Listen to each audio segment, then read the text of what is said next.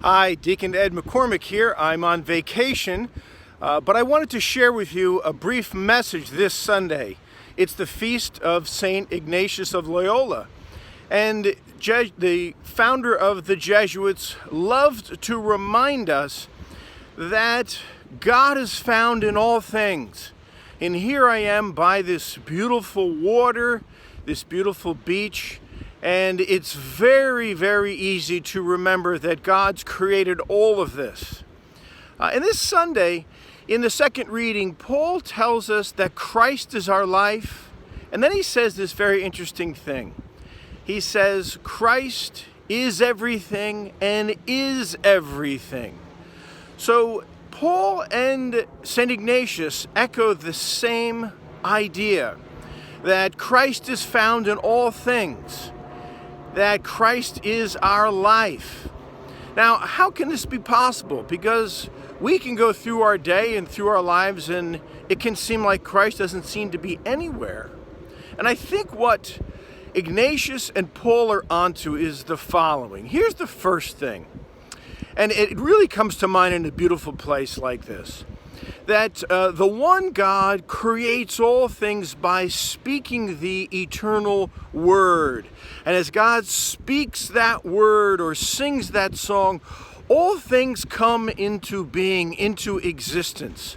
Because none of this that's here, none of us can exist on our own. It's only because the infinite, inexhaustible mystery of God shares God's life and existence with us.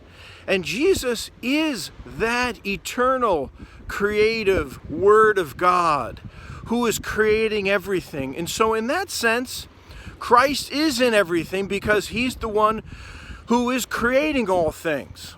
But there's another way in which Christ is everywhere and in all things and is our life.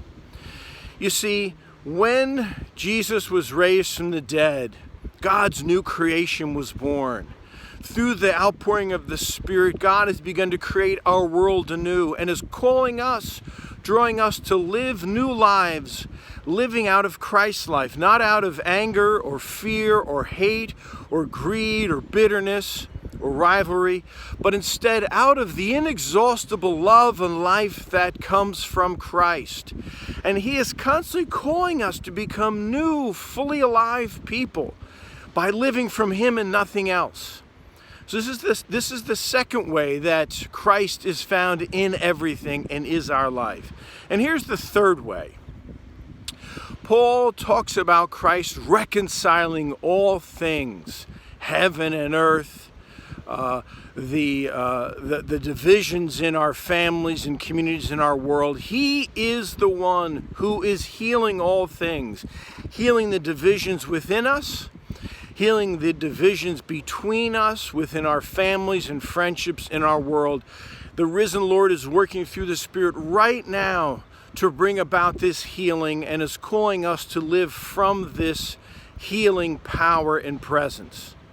So on this feast of St. Ignatius, where Ignatius lived out of this sense that God is found in all things, that Christ is found in all things, I hope you discover in new ways how Christ is our life, Christ is our everything, because he is constantly creating all of this. He is constantly calling us to become a new creation. He is constantly healing our wounds and reconciling and restoring all things. Have a good day, everybody.